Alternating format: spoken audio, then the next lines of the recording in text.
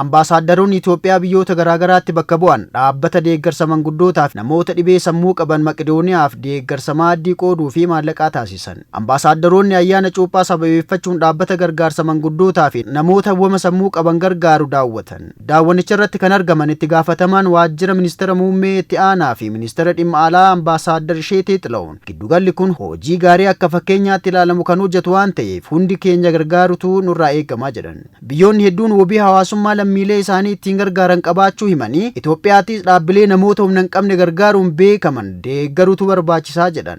Haaluma kanaan ambaasaaddaroonni Itoophiyaa Maqedooniyaa fi deeggarsaaf aantummaa agarsiisaniiru jedhan. Ambaasaaddaroonni yeroodhaaf maaddiif maallaqa kan gargaaran yoo ta'u yeroo itti aanuufis gargaarsa isaanii cimsanii kan itti fuufan ta'uu hubachiisaniiru. ወደ 740,000 ብር ለማዋጣት ተችሏል. Galii birrii 740 sassaabuun danda'ameera. Namoota gaarummaa kana irratti hirmaatan hundaa ni galateeffanna. Jalqaba irra jirra.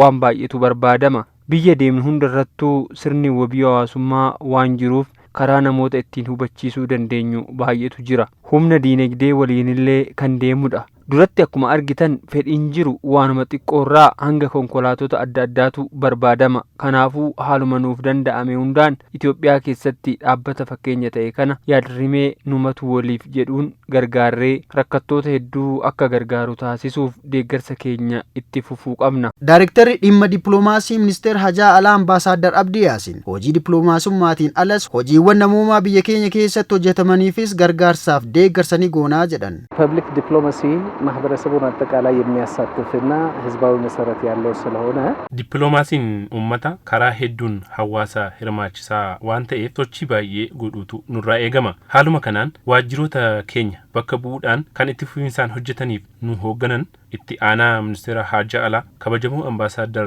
Sheetee kallattii nuuf kaaniin kan itti fufnu ta'a. Faransaayitti Ambaasaadder Itoophiyaa Maahilee Taayilu kanneen humna hin qabne deeggaruun ga'ee keenya karaa kanaan qabeenya barbaachisu sassaabnee ga'ee keenya ni baanaa jedhan.